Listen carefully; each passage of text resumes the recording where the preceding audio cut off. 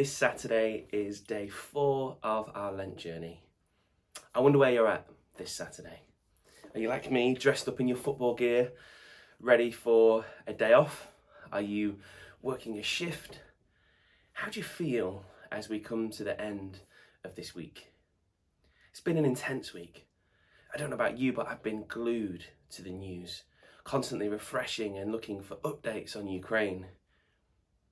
I've had a couple of funerals. It's been a week that's been full of challenge and loss, in amongst the joy of Pancake Day and starting Lent and our Friday night youth group and all of that great stuff. But it's been an intense week in our readings. As we've read these passages where Jesus speaks about discipleship, there's been an intensity to it. Give it all up, trust in me, forget all others.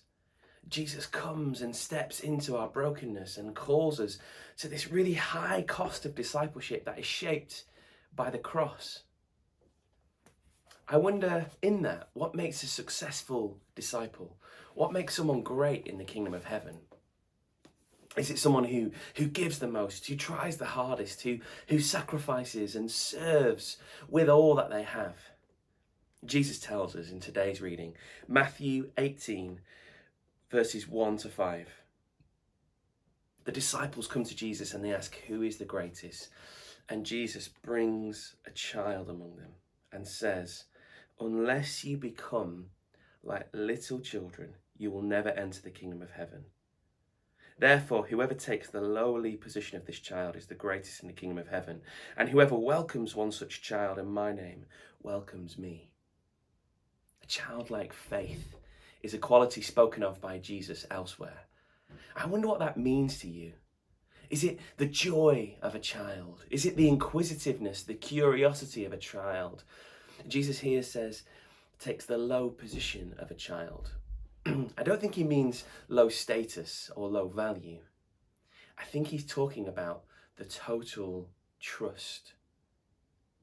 When my children climb on walls and run around and do all the sorts of maniacal things that I'm sure you see them do every Sunday, they often throw themselves into my arms without any care or a sense of what might happen.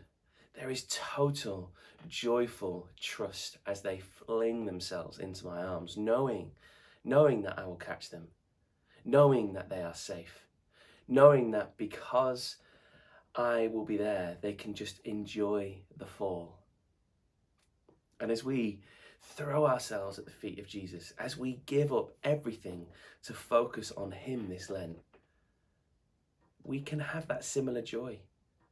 We can enjoy the process of giving things up as we take our low positions and allow Jesus to hold us, to guide us, to protect us. After an intense week, a week of mourning and sad news and worry and anxiety, I pray that today you would have a childlike joy and wonder as God speaks to you through this reading today.